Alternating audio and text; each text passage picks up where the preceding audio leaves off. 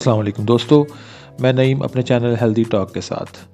दोस्तों आज हम बहुत ही इम्पोर्टेंट डिज़ीज़ पे बात करने जा रहे हैं और वो है ऑस्टियो आर्थराइटिस। बेसिकली आर्थराइटिस की दो इकसाम होती हैं, लेकिन आज हम बात करेंगे ऑस्टियो आर्थराइटिस जो ज़्यादा कॉमन है। Osteo arthritis basically joint pain को कहा जाता है और स्पेशली जो ऑस्टियो आर्थराइटिस है ये वेट बेयरिंग जॉइंट्स जो हैं ये उनकी जो पेन होती है, तो जैसे हिप जॉइंट है, आपका नी जॉइंट है, ठीक है। तो इसी तरह जो दूसरे बड़े जॉइंट्स हैं इंसान की बॉडी में, उसकी पेन जब होती है तो उसको हम कहते हैं कि पेशेंट जो है उसको ऑस्टियो आर्थराइटिस हो गया है। अब ऑस्टियो आर्थराइटिस कैसे होता है, इसके डायग्नोसिस क्या है, ट्रीटमेंट क्या है, तो उस पर आज हम बात करेंगे। बेसिकली ऑस्टियो आर्थराइटिस जैसे मैंने पहले बात की कि दो बोन्स के दरमियान एक नेचुरली अल्लाह ताला ने एक मूवमेंट के लिए, जब बोन्स मूव करती हैं तो दो बोन्स के दरमियान एक मादा रखा है, एक चीज़ रखी जिसको कहते हैं कार्टिलेज।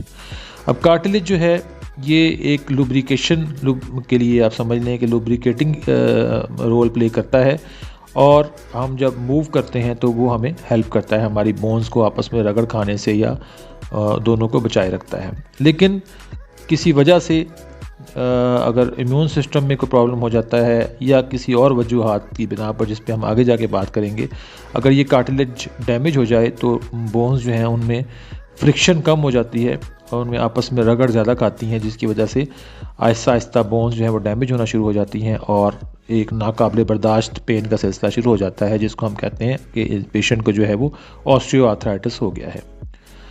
तो जैसे मैंने पहले बात की कि कार्टिलेज जो है ये बहुत इंपॉर्टेंट है, इसके ख़त्म होने की या डैमेज होने की वजूहात में एक, जैसे मैंने पहले बात की कि इम्यून सिस्टम में ख़राबी पैदा होने की वजह से, ज़्यादा वेट होने की वजह से, डिफरेंट कुछ मेडिसिन ऐसी होती हैं जो कार्टिलेज डैमेज करती हैं। और इसके अलावा ये देखा गया है कि मर्दों की निस्बत औरतों में जो है वो कार्टिलेज डैमेज ज़्यादा होता है, जिसकी वजह से ऑस्टियो आर्थराइटिस होने के चांसेस ज़्यादा होते हैं। इसके अलावा मोटापा, शुगर और इस तरह की बहुत सारी चीज़ें हैं।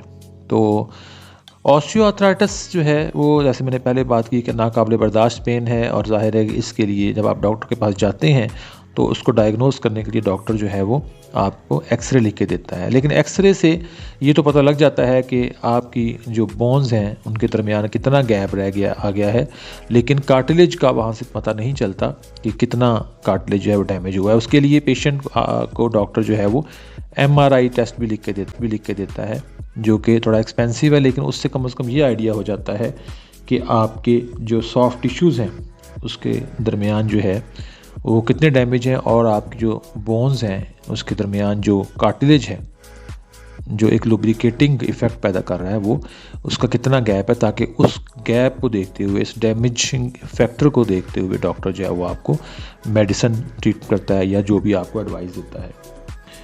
तो दोस्तों ये तो था डायग्नोसिस। अब हम ट्रीटमेंट की बात करते हैं तो ये ज़हन में रख लें कि नॉर्मली ऑस्टियो आर्थराइटिस का कोई मुस्तकिल इलाज नहीं है, माँ सिवाय के एक टाइम पे आके जो है वो आप रिप्लेस कर लें, जैसे नी रिप्लेसमेंट है, हिप रिप्लेसमेंट है, लेकिन वो भी ज़्यादा एज में बहुत ज़्यादा प्रॉब्लम होते हैं, इसलिए डॉक्टर्स अवॉइड करते हैं कि ओल्ड एज में ये जो है वो सर्जरी ना करनी पड़े।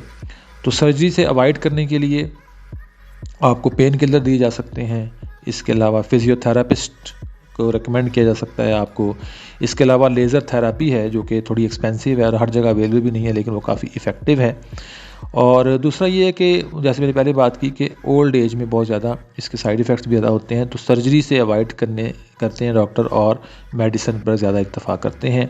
लेकिन इसमें आप ये समझ लें कि ऑस्टियो आर्थराइटिस जब एक दफ़ा हो जाता है ऑस्टियो आर्थराइटिस, तो उसका मुस्तकिल इलाज काफ़ी हद तक नामुमकिन है। इसलिए ऑस्टियो आर्थराइटिस से बचने के लिए जो है वो कोशिश करें कि अपना वेट अगर ज़्यादा है तो वो कम करें। इसके अलावा अपने डॉक्टर से मशवरा करके, स्पेशली ख़वातीन जो है ये वो कैल्शियम और विटामिन डी का इस्तेमाल ज़्यादा करें, वर्जिश करें, एक्सरसाइज को अपनी रूटीन बनाएं और अब ऐसी फूड खाएं, ऐसी फूड लें जो आपकी बॉडी में जो है वो कैल्शियम को के अगेंस्ट ना हो, एंटी कैल्शियम ना हो, और विटामिन डी के लेवल्स जो हैं वो करवाते रहें अपने। और इसके अलावा डिफरेंट भी चीज़ें होती हैं जिससे आप मैक्सिमम जो है वो अवॉइड कर सकते हैं ऑस्टियो आर्थराइटिस को। और सेल्फ़ मेडिकेशन भी ना करें, बेहतर है, क्योंकि बहुत सारी मेडिसिन जैसे मैंने पहले बात की कि सेल्फ़ मेडिकेशन से भी जो है वो कार्टिलेज डैमेज होता है और इंसान जो है वो ऑस्टियोआर्थराइटिस का शिकार हो सकता है।